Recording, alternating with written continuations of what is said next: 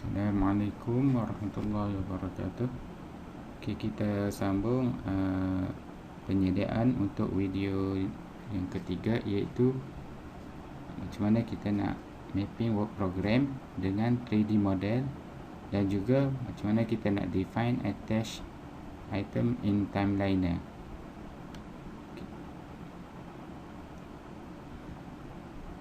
Okay, setelah saya review balik setelah kita berjaya mengemas semua set yang ada dekat sini, iaitu set bagi model arkitek dan juga model structure. So untuk langkah pertama, iaitu kita nak mapping work program dengan task dekat timeliner. Perkara yang pertama yang perlu kita laksanakan adalah kita perlu import dulu work program. Cara dia, kita make sure kita pinkan docker window timeliner, and then dekat cut tab atas dalam docker window timeliner ni, yang penting adalah dekat task, data source, configure, kita maintain je. And then yang ketiga yang penting adalah simulate. Okay, task ni adalah medan untuk kita laksanakan kerja-kerja mapping lah. Kalau tengok dekat sini, dia masih kosong sebab kita belum import lagi work program. Okay, data source ni adalah medan untuk kita import work program. So step pertama untuk import work program ni, kita pergi dekat task data source ni, pilih add. Okay, dekat sini dia ada beberapa type lah yang kita boleh guna untuk kita laksanakan simulation.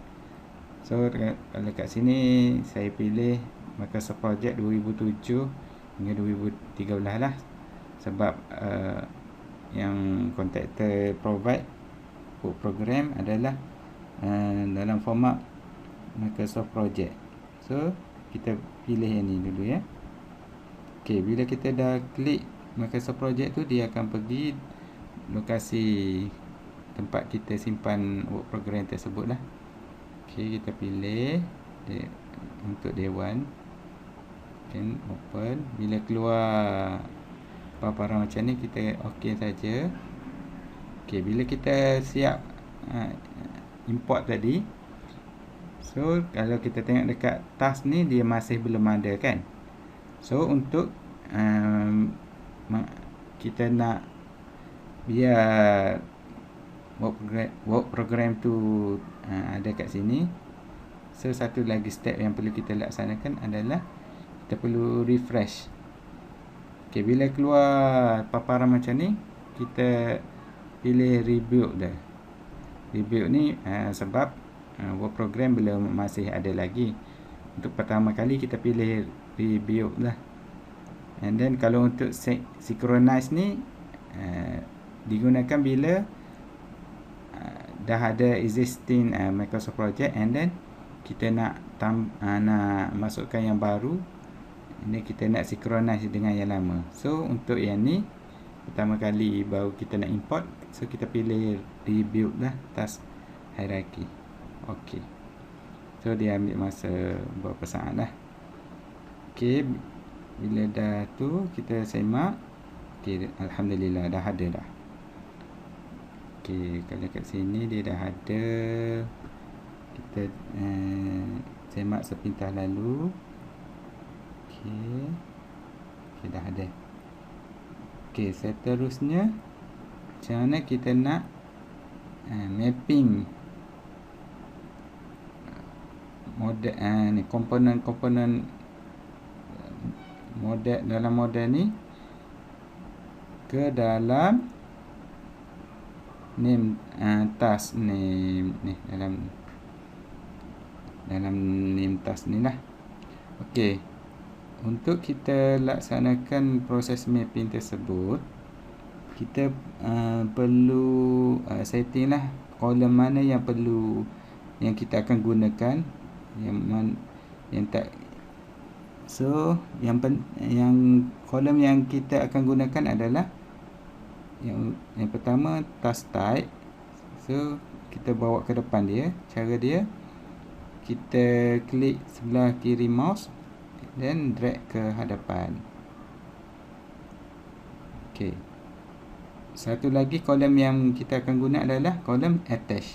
Cara dia, kita klik sebelah kiri mouse and then bawa ke depan. Okey. Kedua-dua kolom ni adalah penting untuk kita nak mapping komponen mengikut task activity kat sini lah. Okey.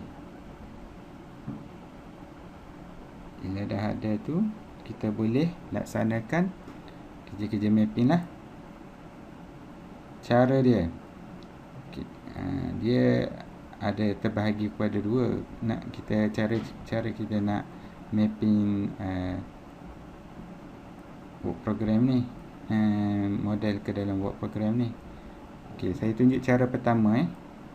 Okey, cara pertama ini the best practice yang pihak JKR lakukanlah sebelum ni. Okey, cara pertama, kita pilih aktiviti yang kita nak mappingkan tu. Okey, kita mulakan dengan substructure lah. Sebab dekat site pun, kalau aktiviti kerja dekat site, kita mulakan dengan filing work kan.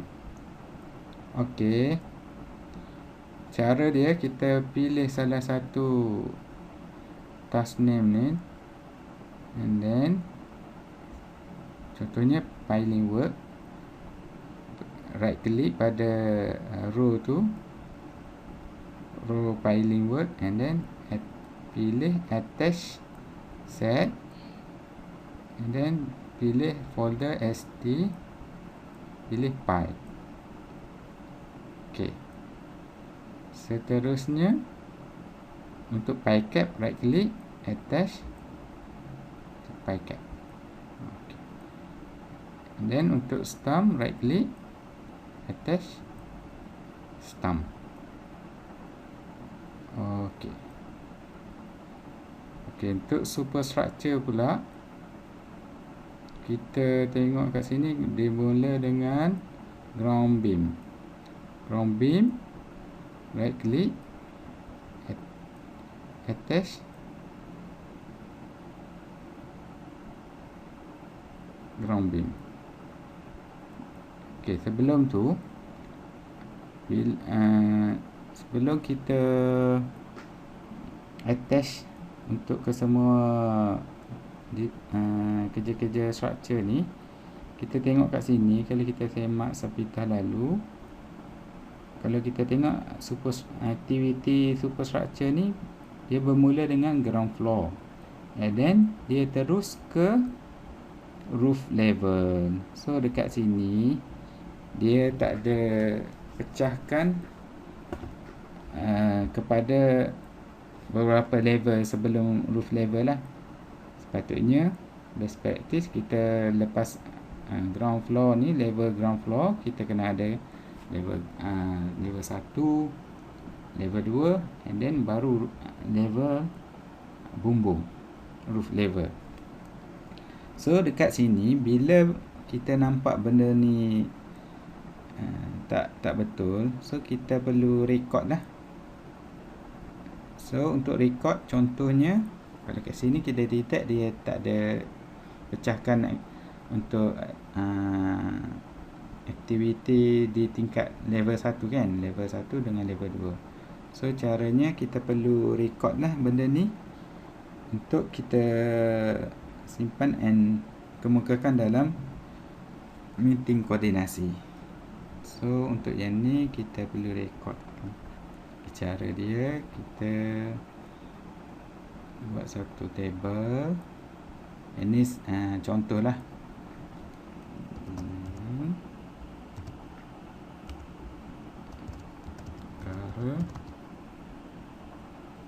Catatan Nombor 1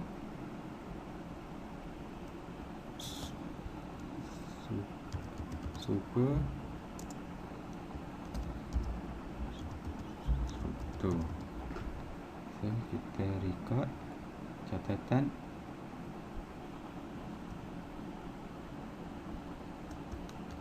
aktiviti kerja tidak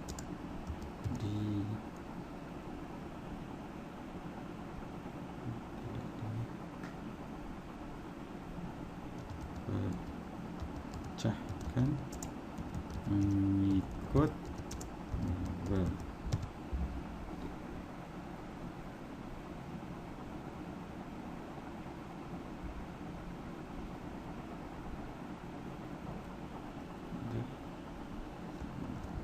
Level 1, level 2,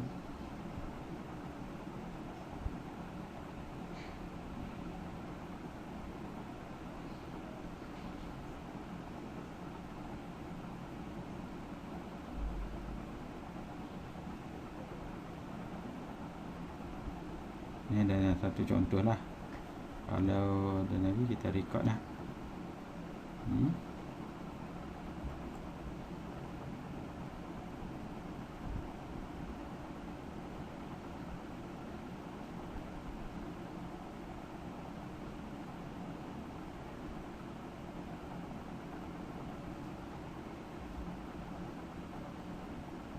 Simpan.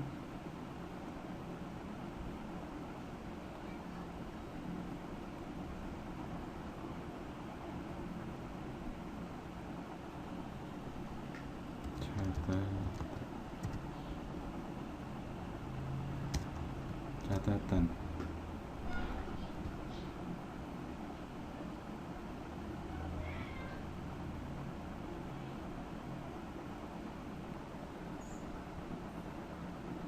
Okay, bila kita dah record penemuan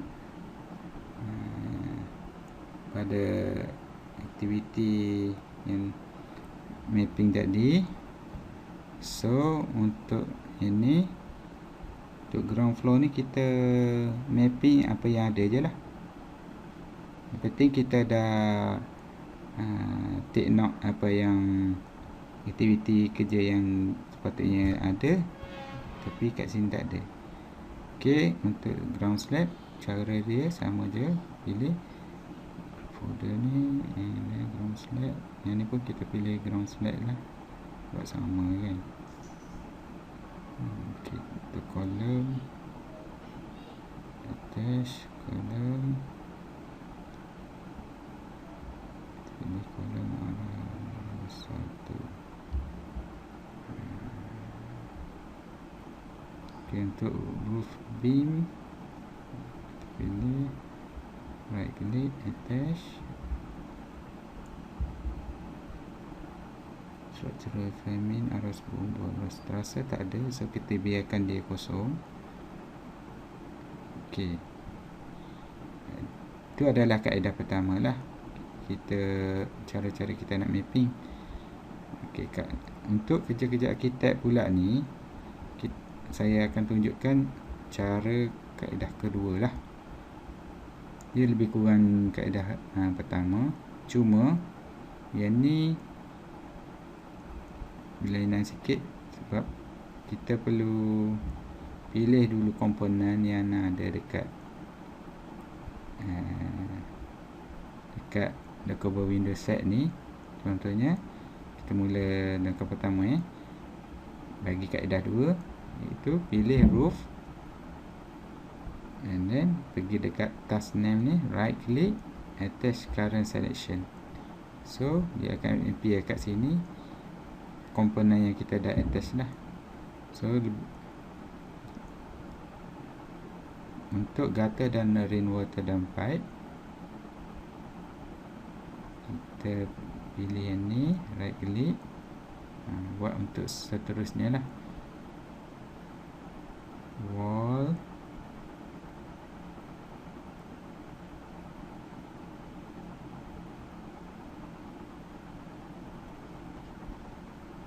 dot and window frame. Okey, untuk multiple komponen ni kita perlu select dua komponen lah, sebab kat task activity ni dia ada dua komponen, door dan window frame.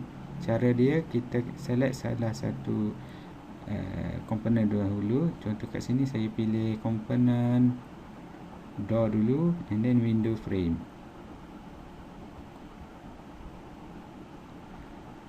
Lepas tu pergi dekat task name.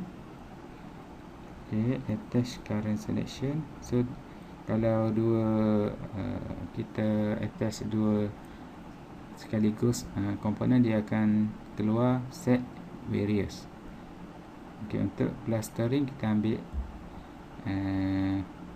kemasan lah.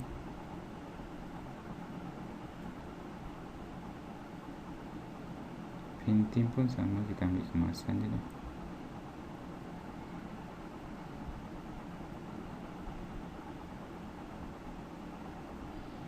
Ceiling works, kita pilih ceiling.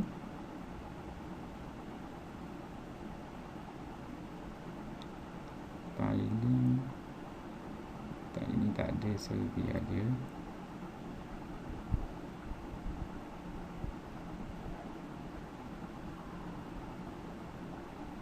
Nak letak letak kemasan pun boleh, sebab kita gerupkan satu je. Okay, door panel.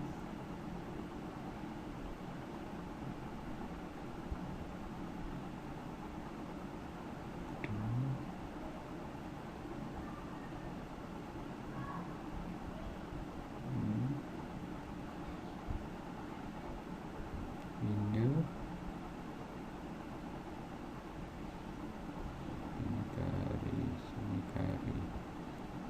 Sanitary. Ni kita letak sama lah. Okay, bila dah tersilap macam ni, saya tersilap masukkan untuk task name sanitary ni, saya letak window. So cara dia, hati-hati right click, kita nak clearkan attach yang salah tadi, kita pilih clear attachment.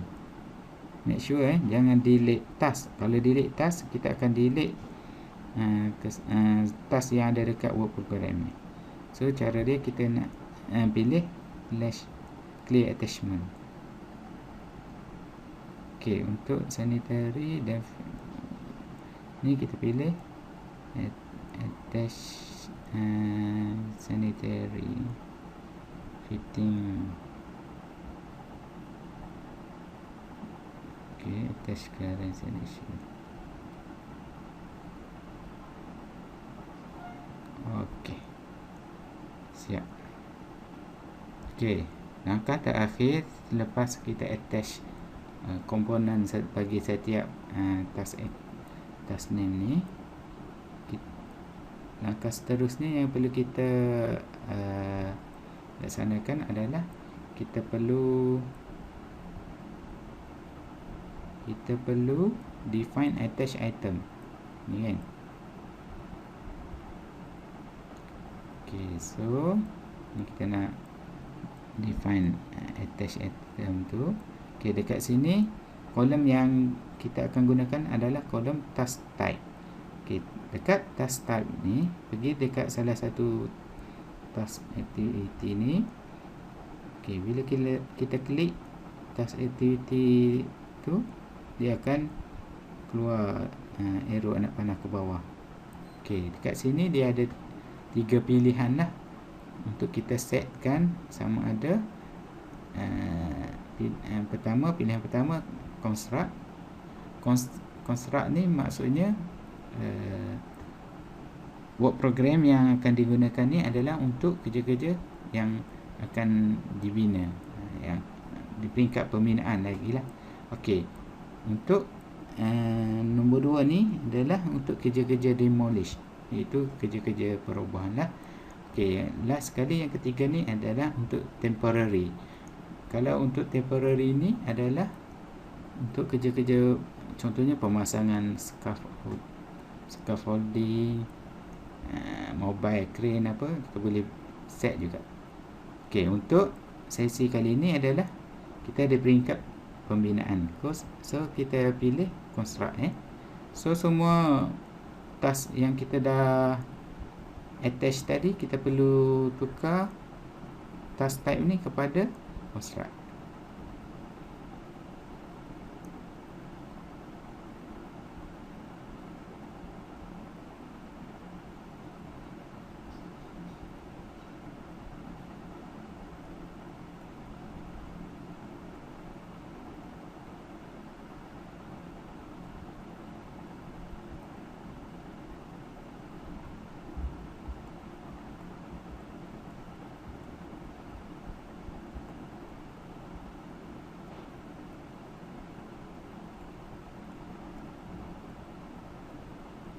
Okey, bila dah siap, kita semak seperti lalu. Okey, nampaknya dah siap kerja-kerja attach dan setkan task type. Okey, seterusnya adalah kita perlu setting video yang kita akan hasilkan tu, kita perlu setting lah, bagi memastikan konten yang penting-penting sahaja diperlukan untuk kita appear dalam video 4D simulation nanti. Okey, kalau tengok dekat sini, dekat sebelah kiri ni, dekat scene view. Dekat scene view ni ada, ni adalah detail yang terkandung dalam work program kontraktor submit tu lah. Dia ada kat sini animation, masa, tarikh, activity and then percentage, berapa dah kemajuan semasa. Okey, untuk setting maklumat yang diperlukan ni, kita perlu kita perlu setting dekat sini lah. Pergi dekat task simulate and then pilih setting. Okey, dia akan keluar paparan simulation setting. Okey, kat sini ada beberapa pilihan lah. Contohnya interval size. Yang ni adalah jenis yang maklumat yang akan appear dekat sebelah kiri tadi, sama ada dia percentage. So okey, yang penting kat sini adalah duration ni, playback duration, berapa lama ataupun kecepatan satu video tu. Kalau kita nak tengok lebih detail, kita perlu tambah lah, contohnya 50 second. Okay, and then dekat overlay tag ni kita perlu adjust juga. Okay, dekat overlay tag ni basically dia dah ada lah hari apa, minggu ke berapa dan task apa. Untuk kita setting bagi nampak 4D simulation ni lebih cantik dan lebih kemas, kita perlu masukkan ke dekat date ni. Dia dah ada kat sini. Okey, kat cost, kita ambil total cost. Kat sini ada pilihan lah, sama ada kita nak masukkan material cost, labor cost. Ini saya pilih total cost. Okey, untuk extras ni pula kita pilih current activity task. Ni kita boleh pilih lah. Okey, color ni, sebelum kita pilih tetapan color, bawa cursor ke bahagian hadapan untuk menukar color. By default dia warna putih lah. Contoh saya nak tukar maklumat yang sebelah kiri video nanti tu, saya nak tukar kepada warna hijau. So saya pilih color green. Okay. Ni font ni adalah saiz lukisan, jenis saiz tulisan, jenis tulisan. So kita pilih-pilih lah. Okey, bila dah siap tu kita pilih okey. Okey. Kat bawah ni, yang ni kita mention, kat animation ni kita maintain je. Okey, kat bawah ni dia ada bagi pilihan sebanyak 5 pilihan lah. Okey, ni pilihan ni bergantung pada peringkat untuk kita laksanakan 4D simulation tu. Sama ada di peringkat plane actual different ataupun plane again actual.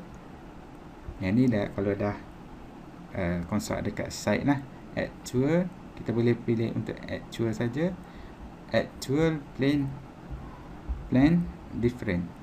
Okay, untuk yang ni untuk permulaan, so kita pilih peringkat plane. Okey. Okey, kalau kita tengok kat sini, ni yang maklumat yang kita setting tadi lah. Okey, kita try play dulu 4D simulation yang kita dah hasilkan tu. Okey,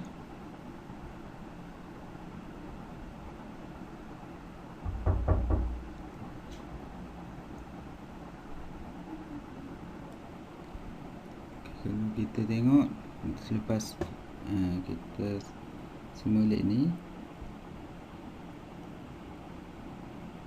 tengok kat sini cantik lah, smooth saja kan.